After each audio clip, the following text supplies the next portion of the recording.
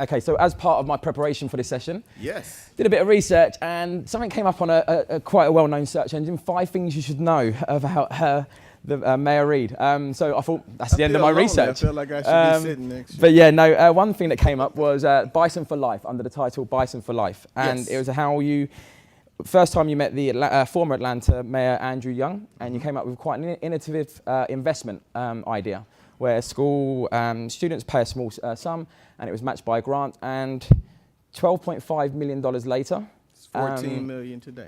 14 million out. Yeah. Amazing. And I think that's when you got the call to come and do greater things in Atlanta. And some of the things that I had the pleasure of reading about is one that stood out, and I don't know if this is it's unique to England anyway. You hired your first ever urban agricultural director. We did.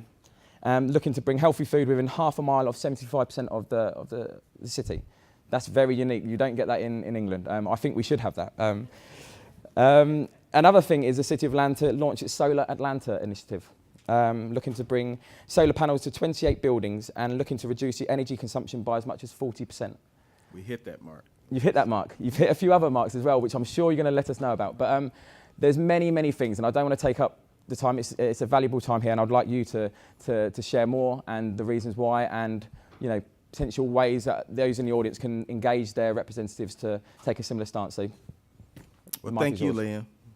I tell you, I love your accent, man. It's so cool. I can listen to him all day, My wife doesn't say the same. Hey, neither does mine, I want to start by just thanking the Ethical Corporation for organizing this vital conference.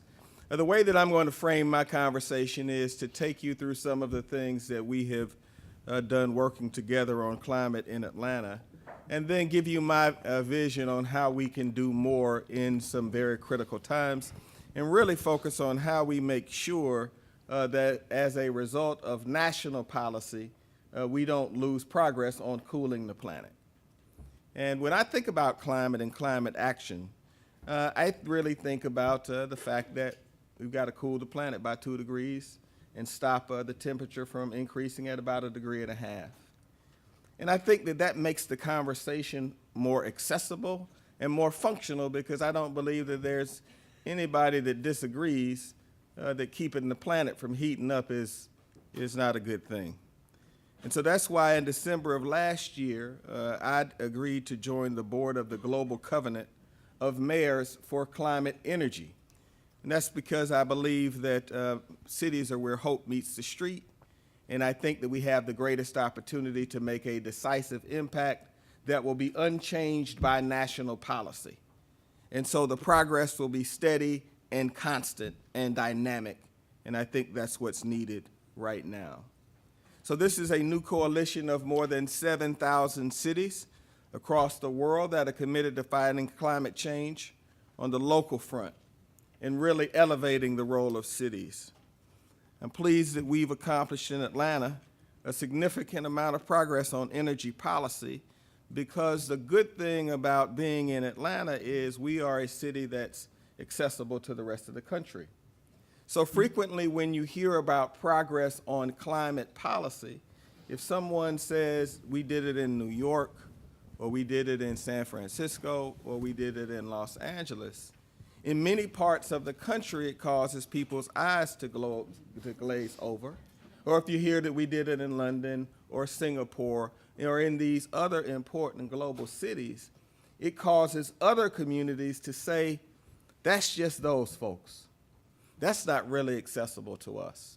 And so one of the reasons that I decided that I wanted us to make real progress, aside from having a child and a family, is that I thought that we could produce a model that shows that anybody that wants to take decisive action on this issue can make real change. The other thing is that while the world has certainly moved to cities, the United States is already there. Our population as we stand here right now, 75% of it is in America's metros. So to the extent that we move the heartbeat of those metros, in my judgment, we make dynamic progress.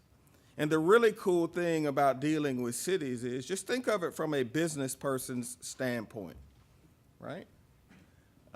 In order to implement a policy on climate.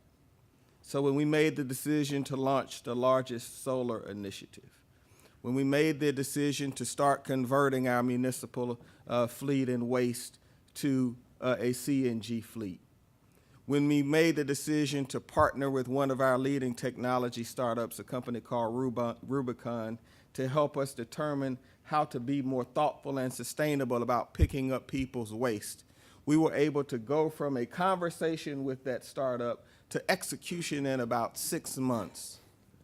What I think is exciting is that if you're a business person, or if you're a philanthropist, or if you are an activist or simply a citizen, in order to make that change, it takes me and 8 votes. Just think about that for a minute. So when I meet young people as I travel around the country and they're telling me about how they want to change the world and all of these things that they want to do, I tell them, if you really want to change the world, you need to start in a city. Because if Atlanta adopts a policy, you now have one of the leading cities in America. You have a city that sits at the center of the 9th largest metropolitan area in America with a GDP of $335 billion, the 3rd largest concentration of Fortune 500 businesses in America, as a partner to take things to scale. Now, the best part about being a mayor is this. If you are a mayor, you get to call up your friends and totally take all of their ideas, all of their plans, and all of their work and give them credit one time, and then you own it.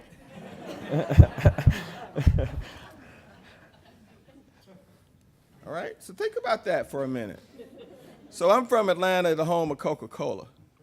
So think about Coca-Cola developing a product and then calling Pepsi and saying, hey, Pepsi, we got this terrific new product. Why don't you send your team over here and they can have it? That's the opportunity in cities. Because I talked to your mayor, Bill de Blasio. I talked to Mayor Garcetti. I talked to Rahm Emanuel. I talked to Sylvester Turner in Houston on almost a weekly basis. So what is the opportunity there? The opportunity, in my opinion, is the opportunity for us to take the good work that we're doing and take it to scale faster with a smaller degree of influence at the national level. Now, I could devote a substantial amount of my 10 minutes to talking about how terrible things are at the national level and how awful I feel about all of the reversals of the decisions that we made, about how proud I was to be the only mayor from the South who attended the COP21 meetings in Paris, how proud I was of the 150 mayors from around the world who stood with Mayor Anne Hidalgo of the city of Paris and talked about the Paris Climate Agreement and what I think is going to happen as a result. But instead of being upset, I got a message for you. National governments around the world really aren't working efficiently almost anywhere. Not in England. I know Liam isn't getting right, you know. And I think that that's an important message for people who care about this issue to hear. See, I was recently given a talk at the World Government Summit in Dubai. I was on a panel with Jeffrey Sachs, one of the leading professors on climate who works at Columbia University, among other places. And what really needs to happen right now is we need to take the energy around this moment and use it to encourage people to work harder as opposed to be cowed. Because what I don't think the Trump administration realizes is by taking the steps that they are taking, which are so openly hostile towards reducing climate, that they're galvanizing people who may have been bickering over small things. Your approach, how we should do this, you know?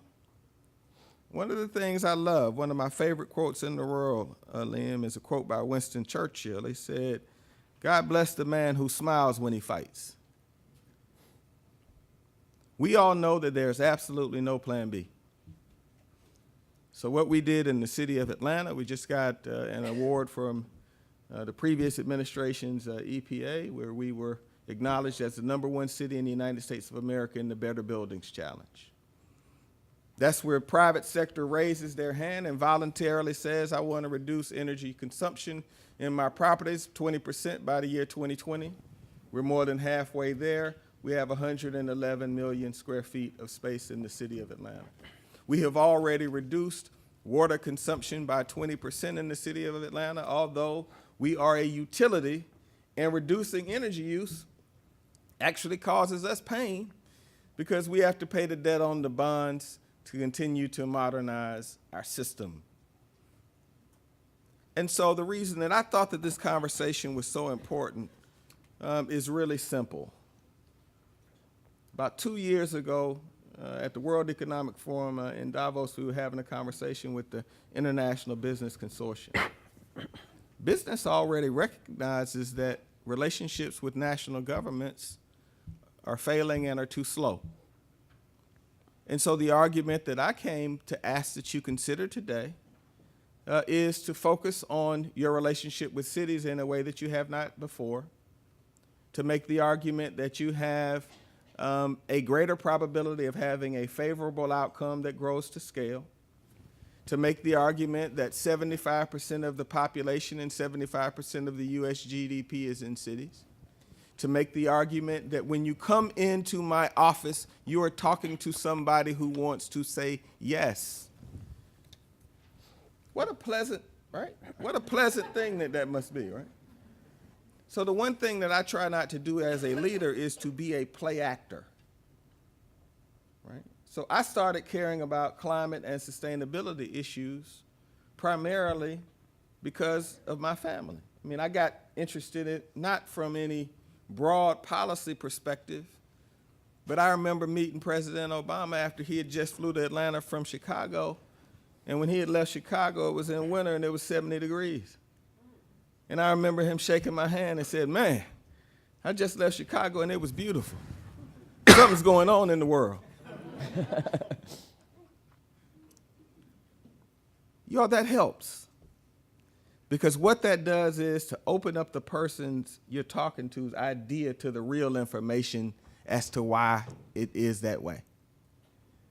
And I think that where we have been getting beaten on messaging is by not having a powerful, direct message that people instantly feel in their heart. The reason that I think that we're making progress on climate right now, in the manner that we are right now, is one, there is someone who, at the national level, who clearly has an alternative view that is wildly unhealthy for America and the world.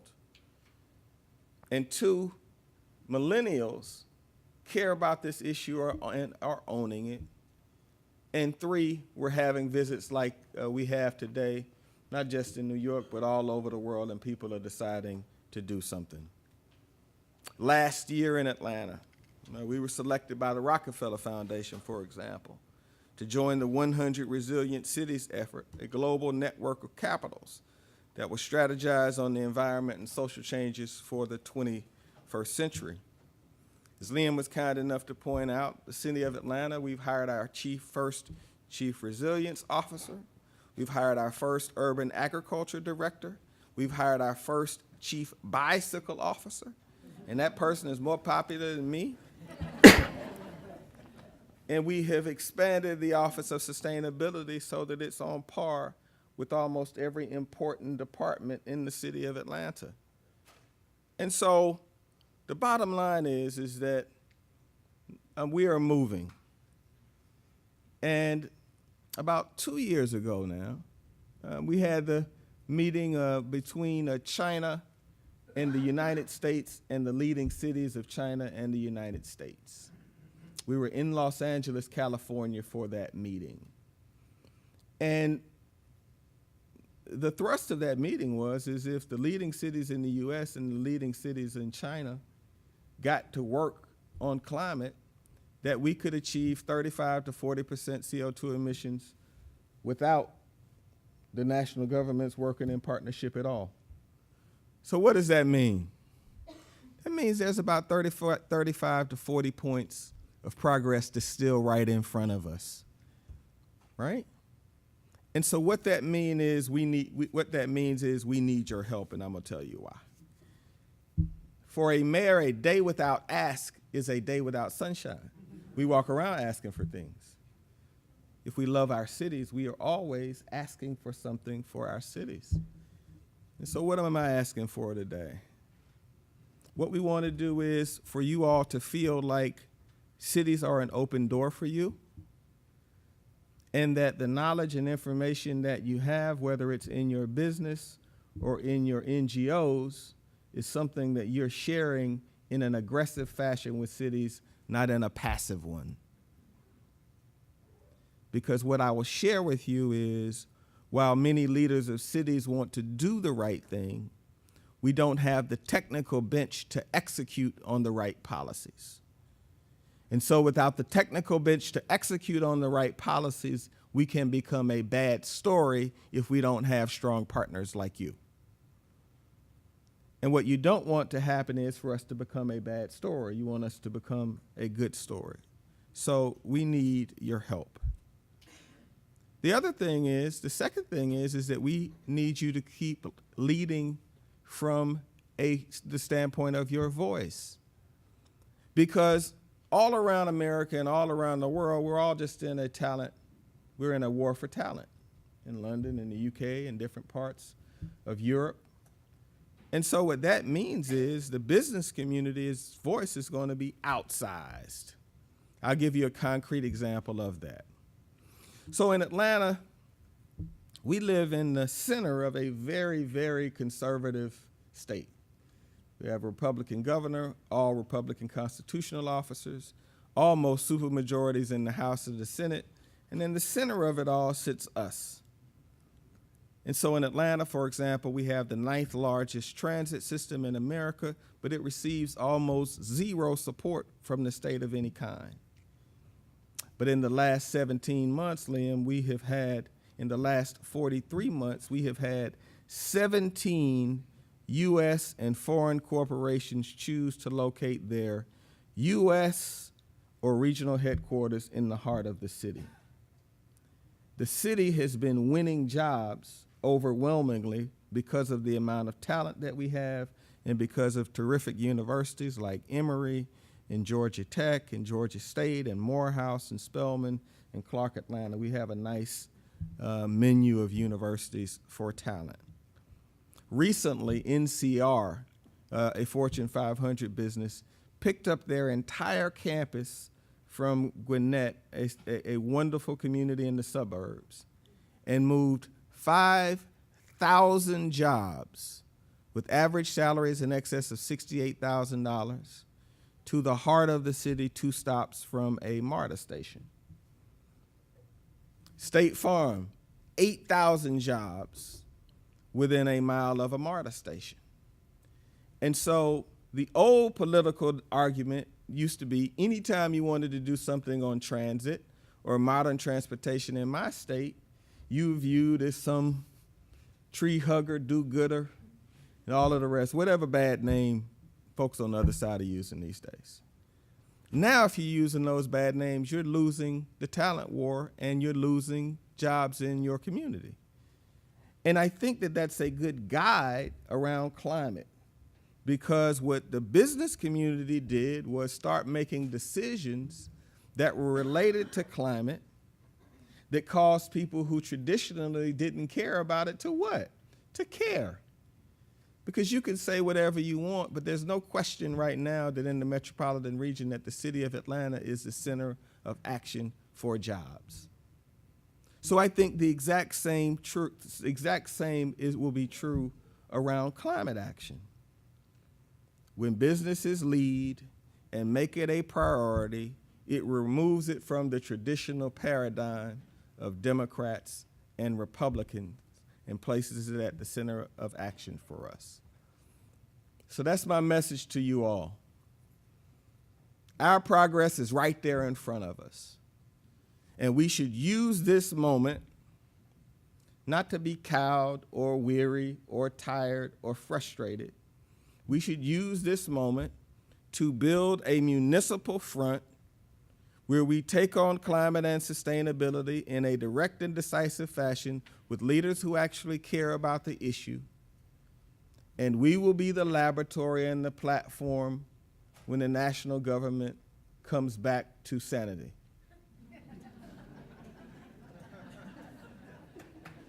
Progress cannot stop.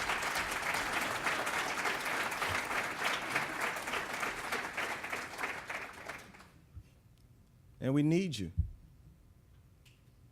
You know, I was giving a talk the other day. Folks in that room were really down and really frustrated. Y'all, we ought to feel terrific. How many times in our lives have we said, when something bad happened, if I would have been there, I would have done such. If I would have been there, this is what I would have done. I would have got involved. I would have marched. I would have fought. I would have helped. This is what I would have said. Well, I'm here to tell you, ladies and gentlemen, if you don't feel that way right now, you're never going to feel that way. So let's go. Thank you.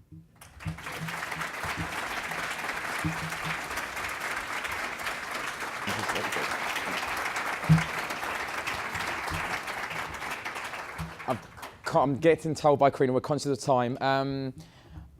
I would like to open it up to the floor because I know you've probably got some burning questions. There's two lady here and there's a gentleman there. If you can quickly run the mic. Yes, you first, a lady here with the teal jacket. But I must stress, no questions about football. I have been told that.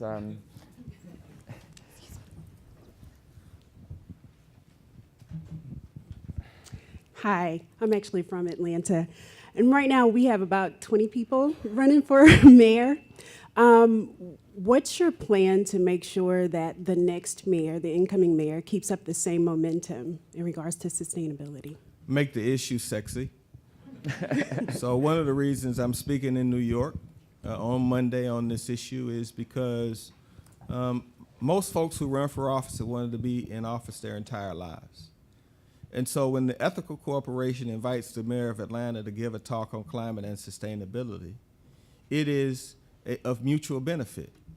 And so what I'm doing is we have executed so fast and so deeply that it would make the next mayor look small or ignorant to back up. And so what we've done is we've created a series of benchmarks that folks like you can look at and say, well, you know, when the other fella, Kasim or Kareem or whatever his name was, right, was here, we passed an ordinance that says if you have a building that's 25,000 square feet or more, you have to place on the internet its energy impact on the city of Atlanta. The other fella reduced water use by 20%, got an award for it. The other fella said we got to have 300 electrical plug-in spaces at Hartsfield Jackson, soon to expand. The other fella said the busiest passenger airport on the planet now needs to be the most sustainable in America. So you use shame and resources to bake in change. And then you have to make people in my job be embarrassed about not having a climate program because we're no different from you in your space. Everybody wants to be the cool kid and the leader, but let's do it about something of substance. And so wherever I am in the world, I'm leading on climate. When I get home, we're getting ready to have the largest expansion of our bicycle program, right? So we're scaling that. And then the last point I would make is the city's in the strongest financial condition that it's been in 40 years. AA+ credit from Standard & Poor's, Moody's, and Fitch. Largest amount of cash in our reserve account that we've had in 40 years. So I have removed the financial excuses of someone walking away from sustainability. But the bottom line with politicians is you have to have a clear scorecard that you can measure the next woman or man who comes after you on. Thank you. One further question, this gentleman here. The CEO of the Advanced Energy Economy, a former mayor of Fort Wayne, Indiana for 8 years. I remember you. You helped me. Yes, and thank you for your leadership for Atlanta, for Georgia, for the United States, and for our country. Thank you very much. No, thank you. My question is this. What would you share with those of us in the audience who represent businesses? A success of a partnership and a failure of a partnership with a business around climate and energy in Atlanta, lessons learned that could be valuable for us? The success certainly would be the Better Buildings Challenge and rallying the business community to have 111 million square feet invest in reducing energy consumption. I think the failure would probably be around the debate that we had concerning our energy ordinance and the 25,000 square feet. So after we worked really hard to get the ordinance that said if you've got 25,000 square feet or more, then you've got to measure and you've got to publicize. I wanted to go further and start making it have teeth and be more concrete as opposed to just a public information document. That's probably something that I wish I would have gone farther on.